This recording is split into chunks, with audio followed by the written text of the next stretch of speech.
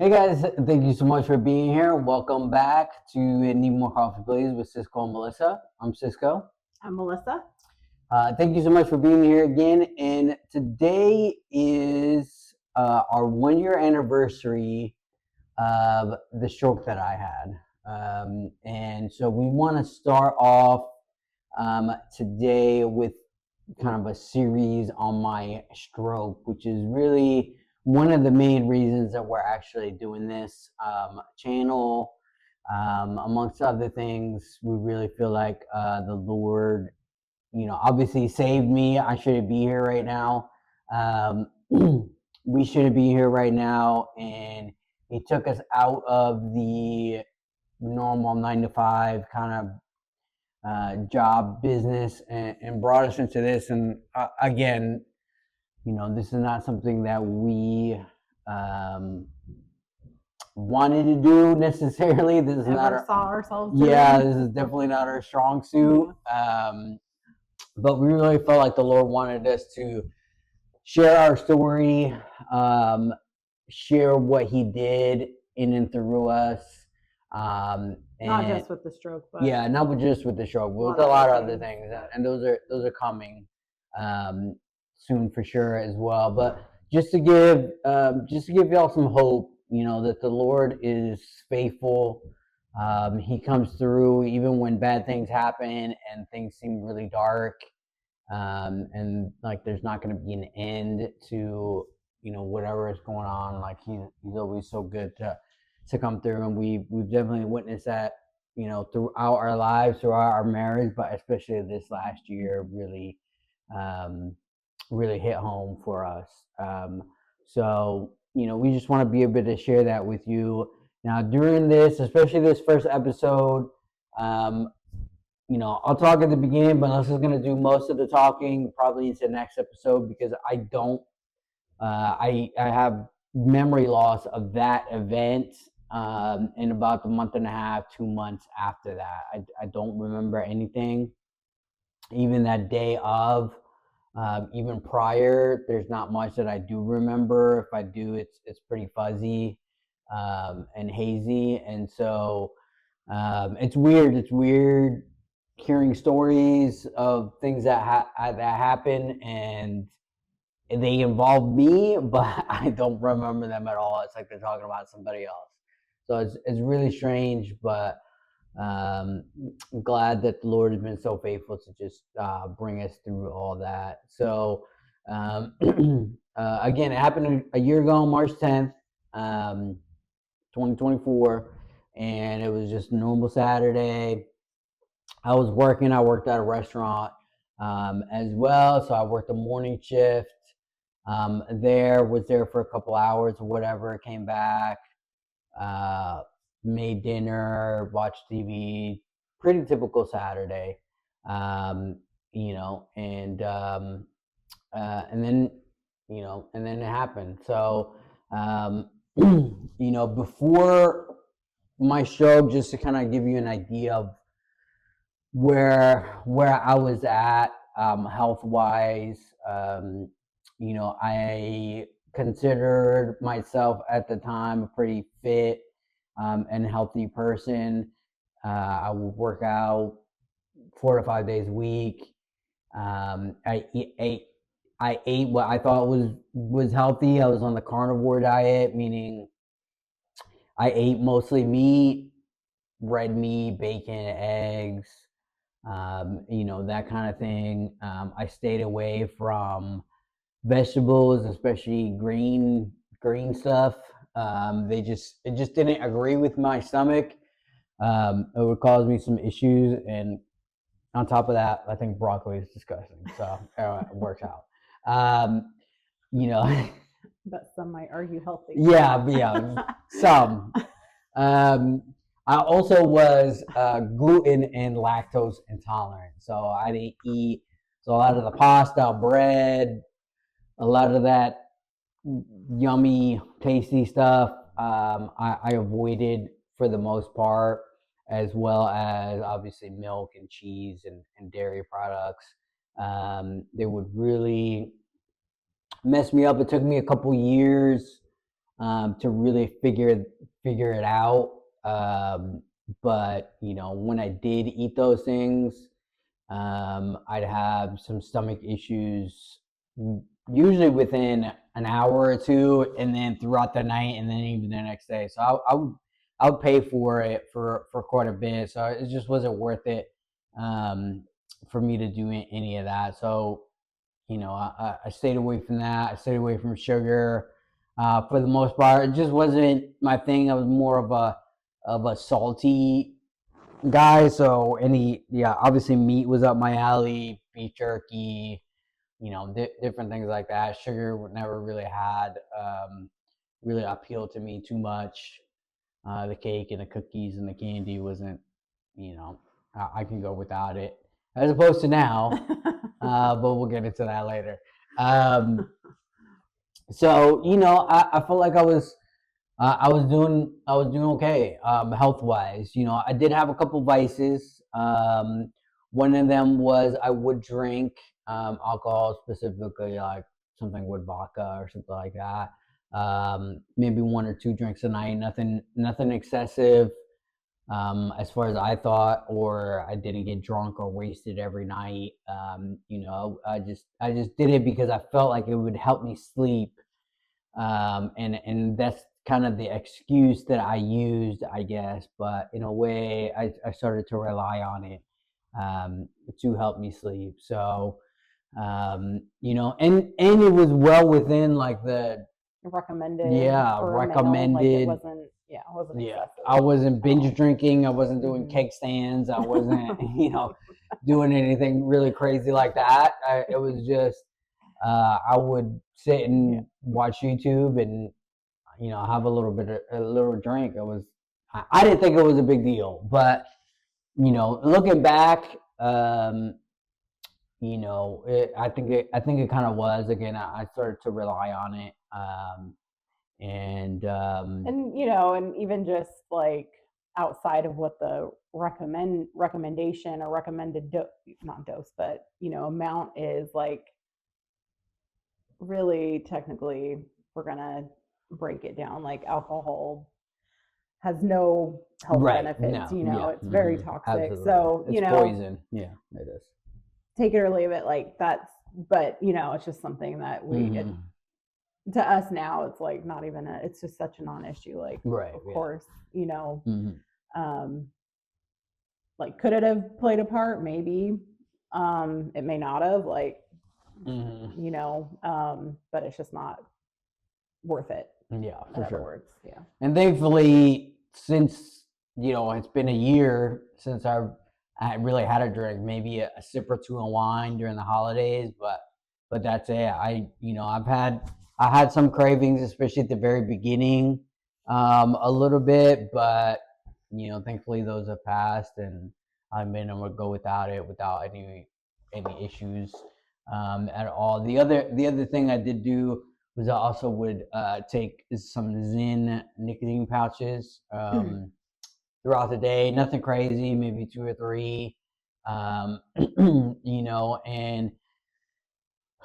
again, it was one of those things like the nicotine pouches were deemed to be the safer form of taking in nicotine, definitely safer than smoking or than chewing tobacco.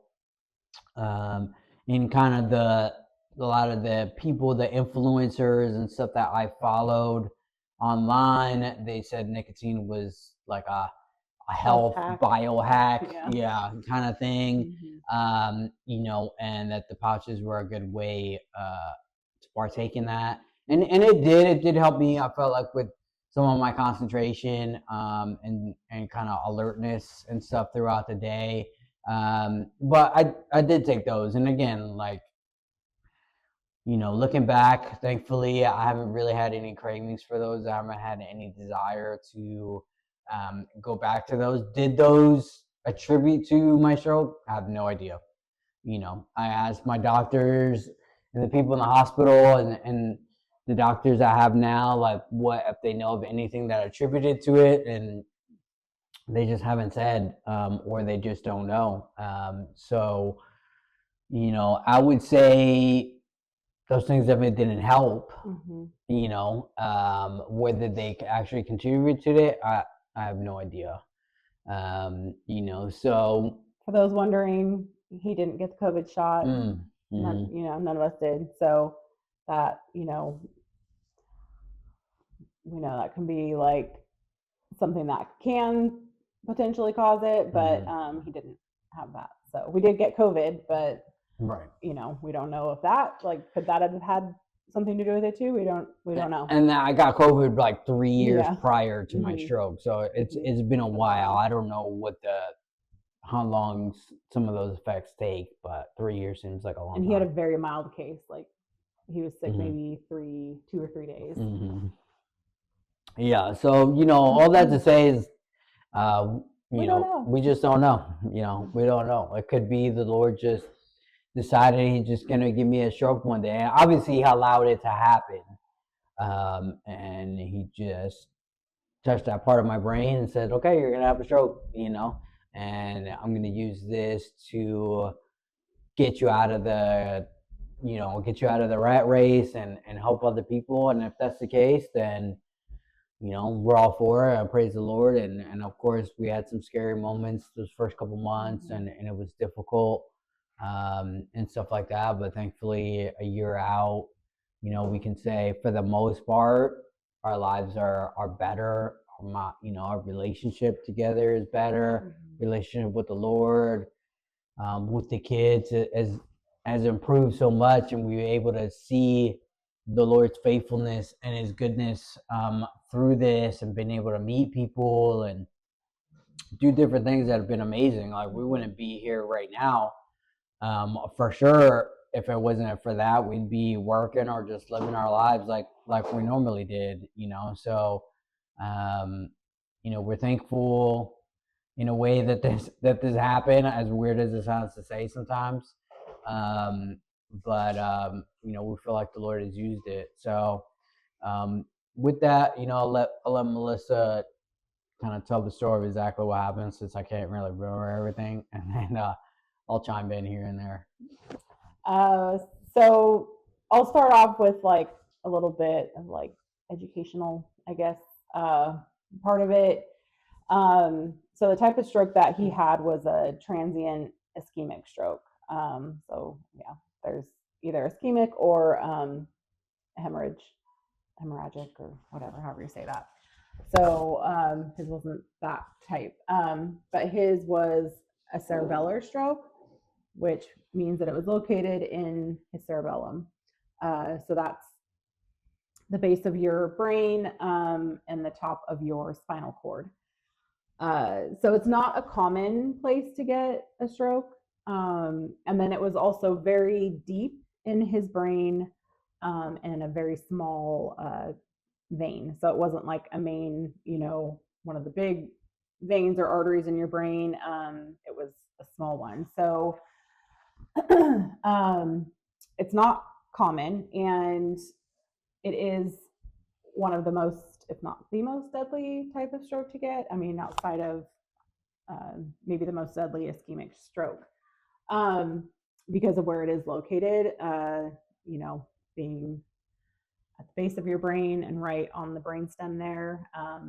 When you get a stroke, it causes a lot of inflammation and swelling to occur, and that can quickly cut off your ability to breathe. So it's, you know, scary, in other words. And so it is the most deadly. But then if you do survive it, it's you have the highest chance of a full recovery. Um, Unfortunately, they didn't catch his stroke when he went into the ER that first morning. So there's the typical things that acronym that they tell you to watch for when someone has, or to determine if someone had a stroke. Um, he didn't portray any of those signs except for one.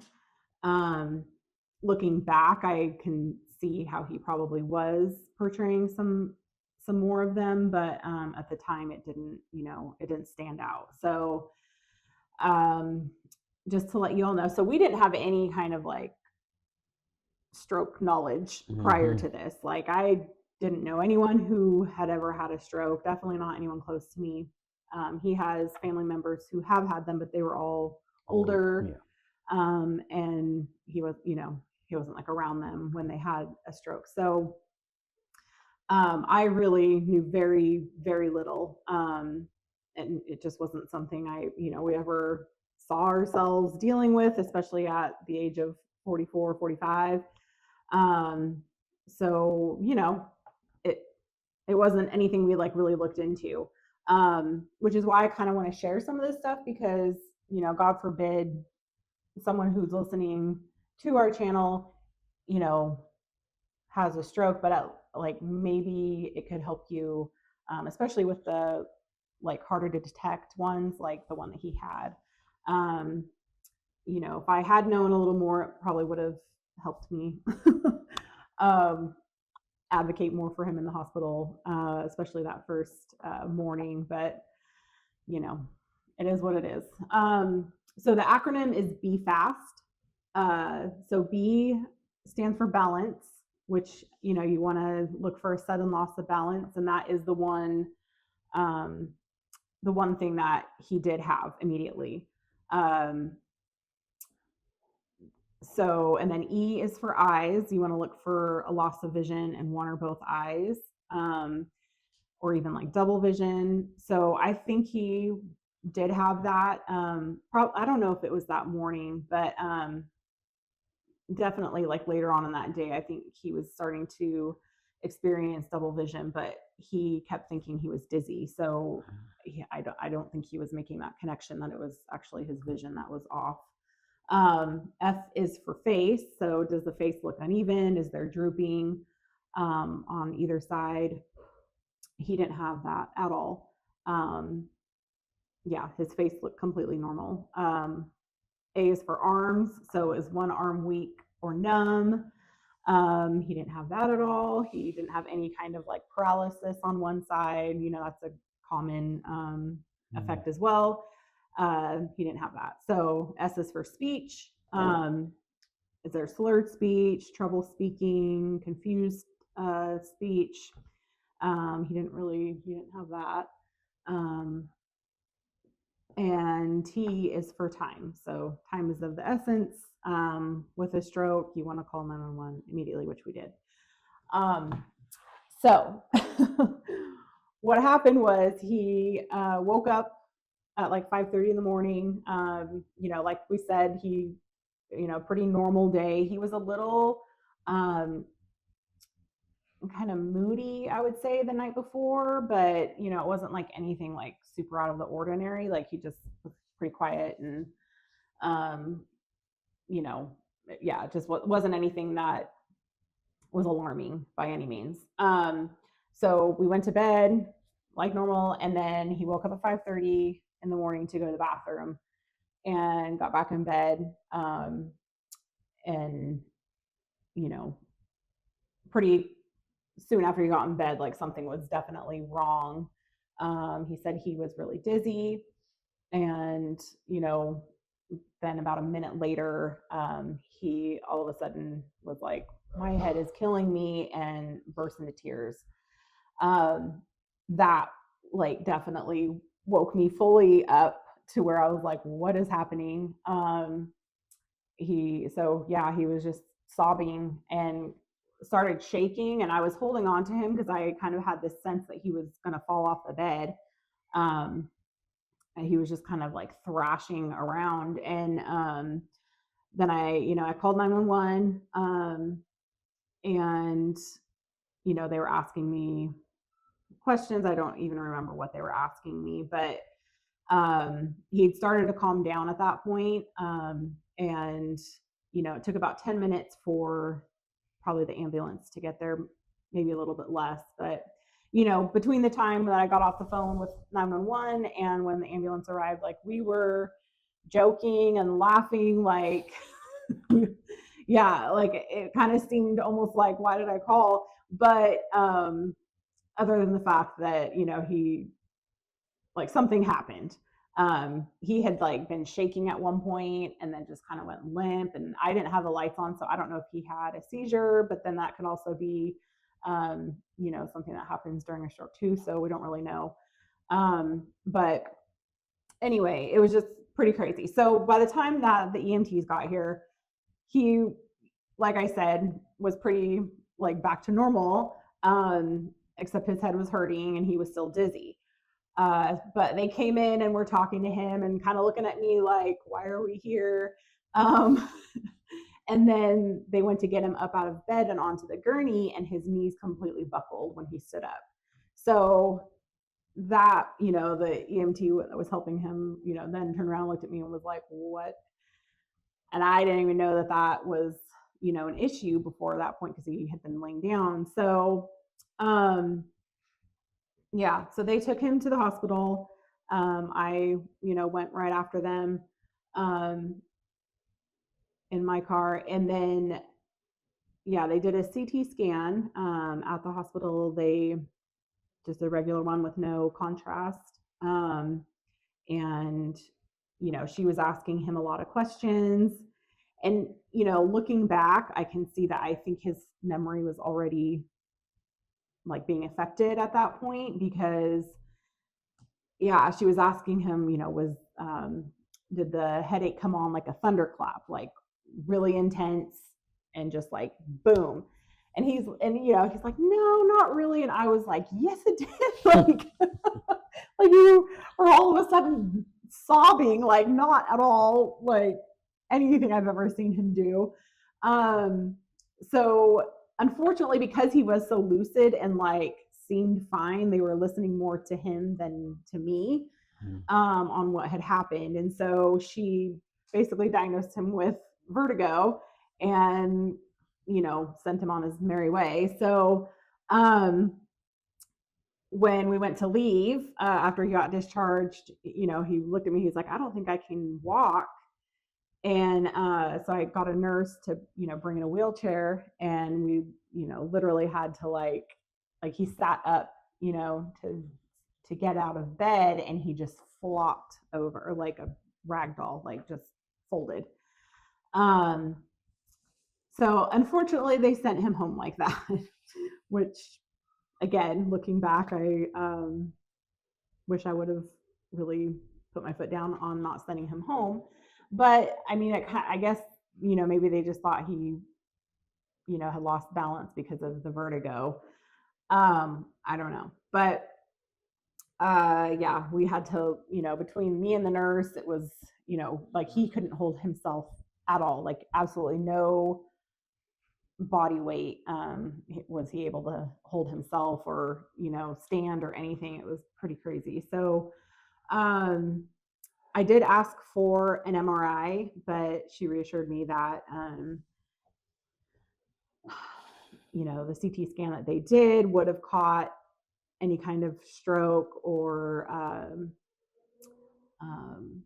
a tumor, anything that would be like life-threatening or serious, it would have caught. So, I didn't fight her on it because I just took her word for that. Unfortunately, I think an MRI probably would have detected it, because it, takes pictures like in such small increments. It probably would have caught it, but we don't know. And they didn't do one. So, so they sent him home, and I did want to bring him back that day because I was not convinced at all that he had vertigo.